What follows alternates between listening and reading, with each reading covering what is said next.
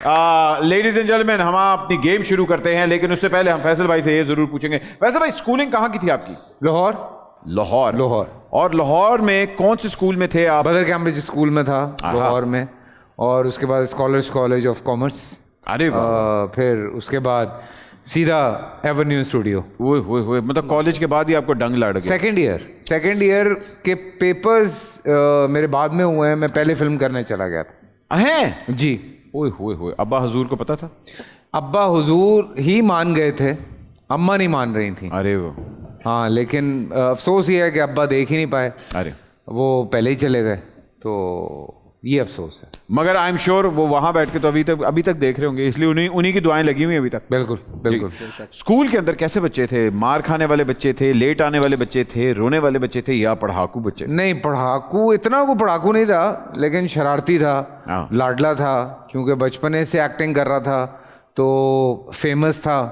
बस के असेंबली के अंदर और हर ड्रामे के अंदर आपने होना है। हाँ, क्योंकि वो बचपने में इमरजेंसी वार्ड और अंधेरा उजाला, बच्चों की अदालत और बेतहाशा ड्रामा 84, 85, 86। आप तो पीटीवी में भी आपने पीटीवी के जो प्लेस थे, तो इसकी वजह से वो स्कूल में, और उस जमाने में आपको पता है पीटीवी वाज लाइक, आप रात को आपका ड्रामा चला है, सुबह आप स्टार हैं।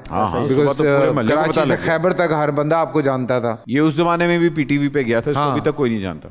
कोशिश कर रहा है, कोशिश कर रहा है। तो बस ये इस वजह से, लेकिन ये है कि हाँ, पढ़ाई में थोड़ा सही था। फिर उसके बाद जब थोड़ा बड़ा हुआ, फिल्मों की तरफ आ गया।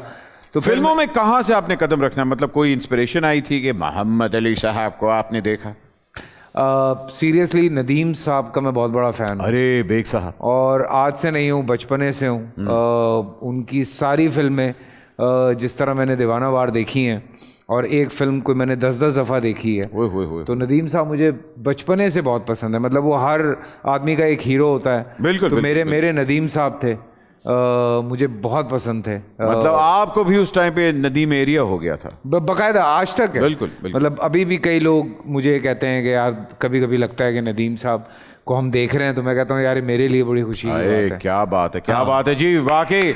मगर फैसल कुरैशी साहब ने अपना लोहा मनवाया और अपना ब्रांड खुद बनाया, और अब इनको कॉपी करते हैं लोग, क्योंकि जो आपने कैरेक्टर किया, आप जानते हैं इमरान अशरफ ने बहुत बड़ी इंस्पिरेशन आपसे भी थी।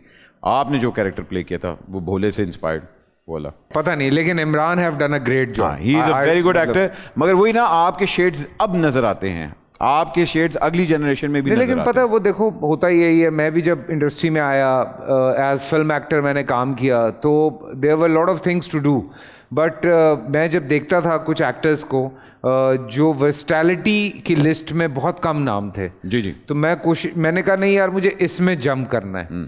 तो मैं किसी तरह से उस लिस्ट में अल्लाह की तरफ से, आप कहते हैं ना, जो आप सोचते हैं, जो आप चाह रहे होते हैं, वो पूरी कायनात आपके लिए क्रिएट करना शुरू कर देती है चीजें। बिल्कुल। तो ये तलाक चाह रहा था बड़ी देर से, इसको मिल गई। ऑटोमेटिकली वो चीज़ें होती चली गई, और मुझे अलग कैरेक्टर्स, मतलब स्क्रिप्ट आता था तो वो एक अलग कैरेक्टर होता था कि we really want you to do this character.